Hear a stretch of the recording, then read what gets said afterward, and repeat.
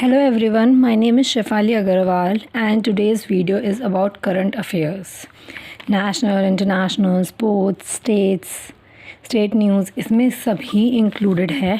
Of course एक video में ये हम सारा डिस्कस नहीं कर सकते मार्च का पूरे महीने का, तो मैं इसका पार्ट 2 भी लेकर आऊँगी. सो या अगर आपको ये वीडियो पसंद आए तो please like and subscribe to my channel and also share with your friends, relatives, सबके साथ शेयर कर दो यार. सो जल्दी से वीडियो स्टार्ट करते हैं. First current affair. Recently, the government of National Capital Territory of Delhi Amendment Act 2021 was introduced in the Lok Sabha for amendment in which act? Government of National Capital Territory of Delhi 2021 में कुछ बदलाव किए गए हैं जो कि लोकसभा में कौन से एक्ट में ये इंक्लूड है. अमेंडमेंट कौन से एक्ट में इंक्लूडेड है पहले जब ये बना था.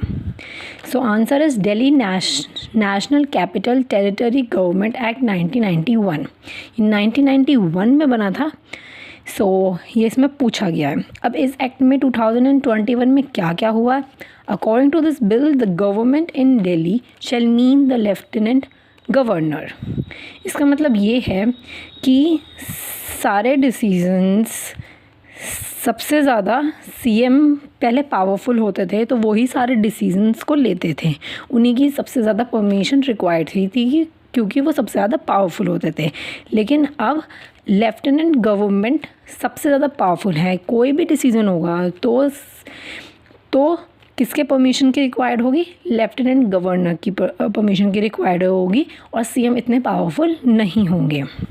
According to this bill, the permission of the Lieutenant Governor will be required before any decision taken by the Delhi Cabinet will be implemented. कोई भी दिल्ली कैबिनेट डिसीजन लेने से पहले उसको परमिशन चाहिए होगी लेफ्टिनेंट गवर्नर की. आई होप आपको ये समझ आ गया होगा. तो आगे बढ़ते हैं. Under the Insurance Amendment Bill 2021, FDI limit in insurance sector has been increased to what percentage? Insurance Amendment Bill 2021 FDI ने एक लिमिट इंश्योरेंस सेक्टर में इंक्रीज़ किया और उसकी परसेंटेज क्या है. परसेंटेज इंक्रीज़ की है वो है 74%. इससे पहले परसेंटेज की लिमिट थी 49%. बिल इंश्योरेंस बिल जब बना था 1938 में बना था. एंड बिल किसने इंट्रोड्यूस किया था. राज्यसभा में इंट्रोड्यूस किया था by the minister of corporate affair. Corporate affair की मिनिस्टर कौन है. Nirmala Sitharaman. Passed by the Rajya Sabha and Lok Sabha. दोनों ने ही राज्यसभा में और लोकसभा में दोनों में ही ये बिल पास हो गया था. Next. Who announced the vehicle scrapping policy in Lok Sabha? Vehicle scrapping policy in Lok Sabha. Vehicle scrapping policy क्या होता है. Vehicle scrapping policy होता है कि ओल्ड व्हीकल जो होता है हमारा, जो ओल्ड व्हीकल है उसकी पॉपुलेशन को रिड्यूस करने के लिए ये पॉलिसी बनाई गई है. ये किसने बनाई है ये policy. Nitin Gadkari. Road transport and highway minister है नितिन गडकरी. उनका पर्पस क्या है इस मिशन का. To reduce the population of old and defective vehicles. इस पॉलिसी में अगर आप ओल्ड व्हीकल्स को आप एक्सचेंज करो न्यू व्हीकल से, आप न्यू व्हीकल परचेज़ कर सकते हो ओल्ड व्हीकल देकर. लेकिन उसके फ़ायदे क्या क्या हैं इस पॉलिसी में जो इंक्लूड किए हैं वो आपको रोड टैक्सेस से थोड़ा सा फ़ायदा दे देंगे. थोड़ा सा आपको रोड टैक्सेस कम पे करने होंगे. सो इसका target is to remove 4 vehicle older than the 15 to 20 years from the road. अगर आपका व्हीकल 15 to 20 ईयर ओल्ड हो गया है तो आप अपना व्हीकल चेंज कर लो. अगर आप इसके बाद व्हीकल चेंज करते हो तो आपको वो बेनिफिट नहीं मिल पाएगा. अगर आपने 15 to 20 ईयर्स के अंदर अपना व्हीकल को एक्सचेंज किया तो आपको वो बेनिफिट मिलेगा। सो इसका पर्पस यही था व्हीकल स्क्रैपिंग पॉलिसी का। Next, which two Indian mountaineers have made a 24-hour record to stay on the Mount Kilimanjaro, the highest peak of the continent of Africa? कौन से दो इंडियन माउंटेनर हैं जिसने 24 घंटे वहाँ पे स्टे किया है उस माउंटेन पे, जो कि अफ्रीका हाईएस्ट माउंटेन है किलिमंजारो? वो कौन है? रोहतांश खिलेरी एंड अनु यादव। और उस हाईएस्ट पीक जो है उसकी जो हाइट है वो है 5895 मीटर्स। सो ये बहुत ही सिंपल है। 24 घंटे रहे हैं Ashutosh Khelra and Anu Yadav. Next question भी इसी से रिलेटेड है। Who become the youngest person in the world to successfully climb mount Kilimanjaro, African highest mountain peak? मतलब सबसे यंगेस्ट पर्सन कौन है जिसने उस पीक पर चढ़ाई की है? वो है विराट चंद्रा, 7 ईयर ओल्ड। वो बस 7 साल के हैं और वो तेलंगाना से हैं। सो ये भी बहुत इंपॉर्टेंट है आपके लिए। Who launched the catch the rain campaign on the occasion of world water day? किसने वर्ल्ड वाटर डे पे कैच द कैंपेन मतलब पानी को कैच कर लो कैंपेन स्टार्ट किया, लॉन्च किया? वो कौन है? वो है PM Narendra Modi. The campaign will be carried out in the rural and urban area across the country.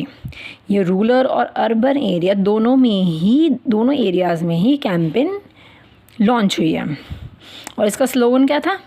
Whenever it's falls, wherever it's fall, collect rain water. जहाँ भी गिरे, जैसे भी गिरे, कलेक्ट कर लो पानी। आजकल पानी की बहुत वेस्टेज हो रही है, सो हमें पानी को बचाने की बहुत ज़्यादा ज़रूरत है फ्यूचर के लिए। इसलिए कैंपेन चलाई गई। Next, Mitali express train has been launch between India and which country? कौन सी कंट्री के बीच? इंडिया तो है ही, और एक और कौन सी कंट्री है जिसके बीच में ये मिताली एक्सप्रेस ट्रेन लॉन्च की गई? वो है Bangladesh. Next, when is zero discrimination day celebrated globally every year? 1 मार्च। और उसका थीम क्या था? Zero discrimination against women and girls. मतलब कोई डिस्क्रिमिनेशन नहीं होगा वुमेन और गर्ल्स के बीच, ये उसका मेन थीम है, मेन मोटिव बोल सकते हो आप। Next, when was the world wild life day celebrated? World wild life day celebrate कब होता है? 3 मार्च। और उसका थीम क्या है? Forest and livelihood sustaining peoples and planet. Next, which country has become the first country to issue the currency note of 10 lakhs? Yes, 10 lakh के currency note किस country ने इशू किया है? Venezuela. The Central Bank of Venezuela has issued a new currency note of 1 million bolivar. Bolivar वहाँ की Venezuela की currency है। To deal with the economic crisis and serves inflation. उन्होंने ये इकोनॉमिक क्राइसिस और इन्फ्लेशन से डील करने के लिए ये इस करेंसी नोट को इशू किया है।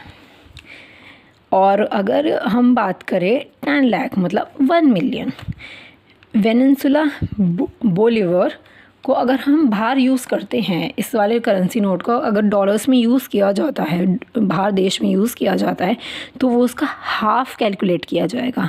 मतलब अगर 10 लाख है तो 0.47 के उसमें इसको कैलकुलेट किया जाएगा। तो मतलब वेनेजुला में तो इसका बेनिफिट है, वो टोटल 10 लाख ही कैलकुलेट करेंगे, लेकिन डॉलर्स में जब वो जाएगा, अगर कोई भी जना बाहर जा रहा है तो वो उसके आधा मिलेगा उसको। So next, where will the world largest floating solar farm will be built? कहाँ पे सबसे लार्जेस्ट फ्लोट करता हुआ सोलर फार्म बिल्ड किया गया है? Singapore. The world largest floating solar farm will be built to promote renewable energy, aiming to increase the use of solar energy 4-fold by 2025 तक Singapore 4 गुना increase कर लेगा solar energy को, ये उसका M है। Next, the parliament community has recommended the government to reduce the age of the juvenile from 18 to what under the PECSO Act 16 years। पहले 18 साल से अबव के बच्चों को ही एडल्ट माना जाता था, जितने भी जने 18 साल के बाद के उनको एडल्ट माना जाता था। लेकिन जब से निर्भया का केस हुआ है तब से उन्होंने, पार्लियामेंट ने जुडिशरी को बोला कि आप डिसाइड करो कि क्या एज होनी चाहिए 18 से हटकर, उससे नीचे क्या एज होनी चाहिए, बिकॉज अबाउट ये उन्होंने बोला। तो 16 इयर्स डिसाइड की गई। Juvenile justice care and protection of children act 2015, उन्होंने 16 से लेकर 18 के बीच के जो भी बच्चे हैं उनको एज अ एडल्ट ट्रीट किया जाएगा। 18 से ऊपर को तो ट्रीट करा ही जाता है, और 16 से 18 के बीच वालों को भी एडल्ट ट्रीट किया जाएगा, उससे नीचे के वालों को नहीं। Protection of the children from the sexual offence, PECSO act 2012 में ये बना था। Child labour, prohibition and regulation act 1986 14 year. Child labour, अगर आप किसी भी बच्चे को एज अ लेबर काम करवाते हो तो आपकी पिटाई होगी, आपको जेल हो सकती है। Recently, who resigned from the post of principal advisor to Prime Minister Modi, जो कि प्राइम मिनिस्टर मोदी के प्रिंसिपल एडवाइज़र हैं, उन्होंने रिज़ाइन कर दिया। वो कौन है? PK Sinha. PK Sinha 1977 batch के रिटायर्ड IAS ऑफिसर है।